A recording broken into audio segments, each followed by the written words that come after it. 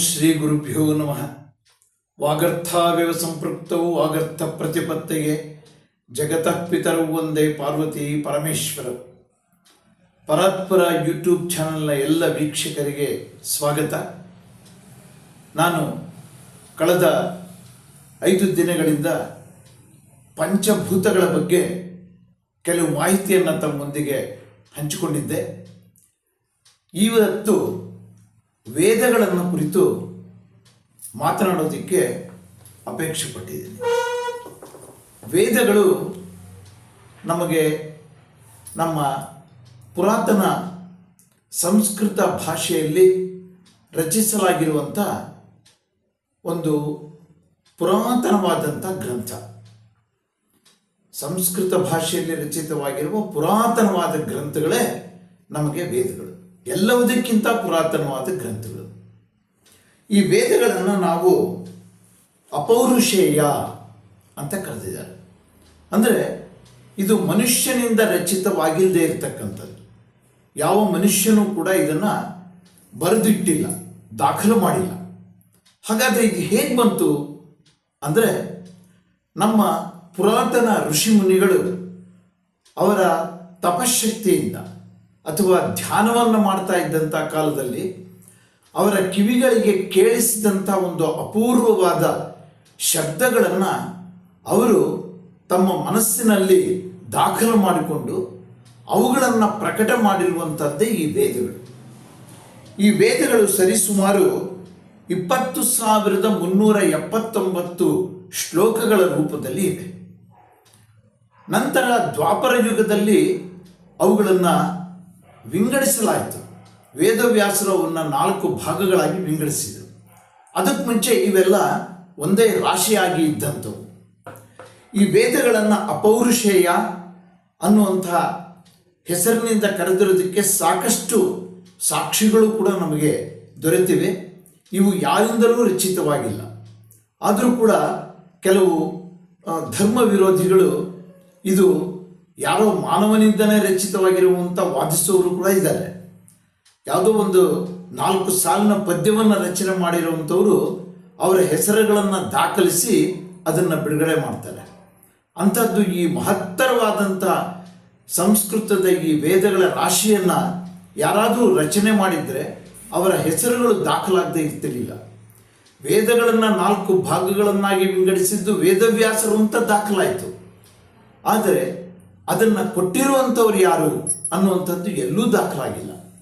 ಆದ್ದರಿಂದ ಇದು ಅಪೌರುಷೇಯವೇ ಸರಿ. ಅಪೌರುಷೇಯ ಅನ್ನೋದರಲ್ಲಿ ಯಾವ ಅನುಮಾನವೂ ಇಲ್ಲ. ಇನ್ನು ಈ ವೇದಗಳು ನಮ್ಮ ಹಿಂದೂ ಧಾರ್ಮಿಕ ಒಂದು ಪ್ರಾಚೀನವಾದಂಥ ಸಂಸ್ಕೃತ ಗ್ರಂಥಗಳು. ಇವುಗಳಲ್ಲಿ ಪ್ರತಿಯೊಂದು ವೇದದಲ್ಲೂ ಕೂಡ 4 ವೇದಗಳಿರೋದು ತಮಗೆಲ್ಲ ಗೊತ್ತೇ ಇದೆ. ಋಗ್ವೇದ, ಯಜುರ್ವೇದ, ಸಾಮವೇದ, ಅಥರ್ವಣ ವೇದ. ಈ 4 ವೇದಗಳಲ್ಲಿ ಮತ್ತೆ 4 ವಿಭಾಗಗಳಿವೆ. ಪ್ರತಿಯೊಂದರಲ್ಲೂ ಕೂಡ 4 ವಿಭಾಗಗಳಿವೆ. ಅವು ಯಾವ್ಯಾವು ಅಂತಂದರೆ ಸಂಹಿತೆಗಳು, ಬ್ರಾಹ್ಮಣಗಳು, ಅರಣ್ಯಕಗಳು ಮತ್ತು ಉಪನಿಷತ್ತುಗಳು ಅಂತ. ನಂತರದ ಕೆಲವು ವಿದ್ವಾಂಸರು 5ನೇ ಒಂದು ಭಾಗವನ್ನು ಕೂಡ ಸೇರಿಸಿದ್ದಾರೆ. ಅದು ಸ್ವಲ್ಪ ಒಂದು ಉಪಾಸನಾ ಪದ್ಧತಿಗಳು ಅಂತ ಒಂದು ಸೇರಿಸಿದ್ದಾರೆ. ಅದು ಕೂಡ ಪೂಜಾ ವಿಧಾನಗಳನ್ನು ಒಳಗೊಂಡಿರುವಂಥದ್ದೇ. ಮುಖ್ಯವಾಗಿ 4 ವಿಭಾಗಗಳನ್ನು ಒಳಗೊಂಡಿವೆ.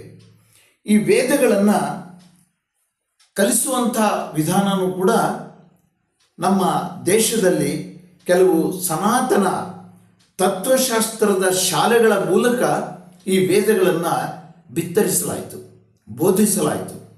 ಒಬ್ಬರಿಂದ ಒಬ್ಬರಿಗೆ ಬೋಧಿಸಲ್ಪಟ್ಟಿದ್ದರಿಂದ ಬಂದಂಥದ್ದು. ನಂತರದ ಕಾಲದಲ್ಲಿ ಅವುಗಳನ್ನು ಸಂಸ್ಕೃತದಲ್ಲಿ ದಾಖಲಿಸಲಾಯಿತು. ಎಲ್ಲ ಸಂಸ್ಕೃತದಲ್ಲೇ ಇದ್ದಿದ್ದರಿಂದ ಸಂಸ್ಕೃತ ಭಾಷೆಯಲ್ಲಿ ಅವನ್ನು ಬರೆದಿಡಲಾಯಿತು ನಂತರದ ಹಲವಾರು ಶತಮಾನಗಳ ನಂತರ. ಅದಕ್ಕೆ ಮುಂಚೆ ನಮ್ಮ ದೇಶದಲ್ಲಿದ್ದಂಥ ವಿವಿಧ ಭಾರತೀಯ ತತ್ವಶಾಸ್ತ್ರದ ಶಾಲೆಗಳಲ್ಲಿ ಇವುಗಳನ್ನೆಲ್ಲ ಬೋಧಿಸಲಾಗ್ತಾ ಇತ್ತು.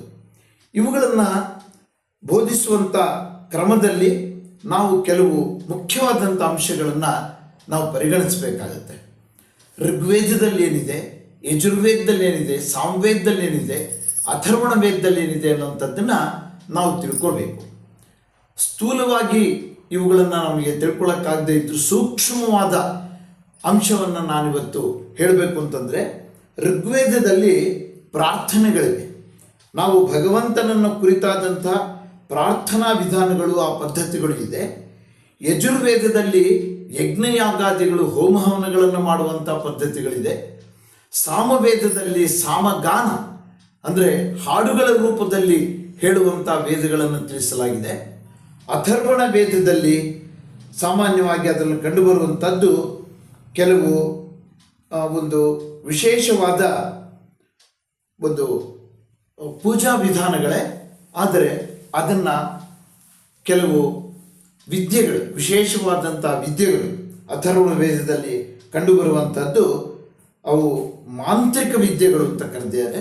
ಆ ಮಾಂತ್ರಿಕ ವಿದ್ಯೆಗಳನ್ನು ಪ್ರಕಟಿಸುವಂಥದ್ದು. ಇವುಗಳ ಬಗ್ಗೆ ಸವಿವರವಾಗಿ ತಿಳ್ಕೊಳ್ಳುವಂಥ ಪ್ರಯತ್ನಗಳನ್ನು ಮುಂದಿನ ದಿನಗಳಲ್ಲಿ ನಾನು ಮಾಡ್ತೇನೆ. ಅಲ್ಲಿವರೆಗೂ ತಮಗೆಲ್ಲ ನಮಸ್ಕಾರ.